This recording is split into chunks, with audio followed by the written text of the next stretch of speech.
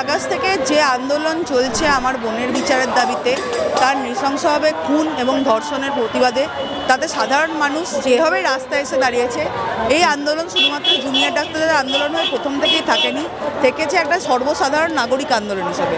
আজকেও যেরকমভাবে মহালয়ার মহামিছিলে সাধারণ মানুষ আমাদের পাশে এসে দাঁড়িয়েছেন, মিছিলে অংশগ্রহণ করেছেন, তাতে আমরা সত্যিই মনে করি না যে মানুষ উৎসবে সামিল হতে চান, মানুষ বিচার চান। মানুষ বিচারের দাবিতে রাস্তায় নামছিলেন, বিচারের দাবিতে আজও রাস্তায় নামছেন।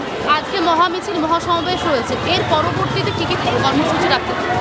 আমরা এর আগে বারংবার জানিয়েছি, আমাদের নিরাপদ কাজের পরিবেশ না দিতে পারলে, আমাদের সুরক্ষা নিশ্চিত না করতে পারলে আমরা আমাদের কাজের জায়গায় যোগ দিতে পারছি না।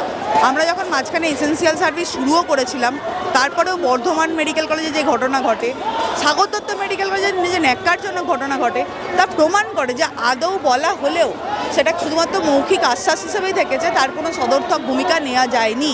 আজও আমরা কাজ করতে নিরাপদ নই। এরপরেও অভয় যে আরেকটি ঘটবে না সেই সংক্রান্ত কোনো আশ্বাস প্রশাসন আমাদেরকে দিতে পারছেন না।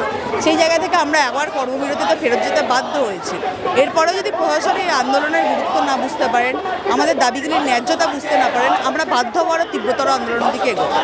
আগামীকাল থেকে কি লাগাতার আন্দোলন চলবে বা কর্মসূচি? আন্দোলন যেরকমভাবে গত 9ই আগস্ট থেকে যে স্পিরিটে চলছিল, আমরা একই স্পিরিটে আন্দোলন চালিয়ে নিয়ে যাব।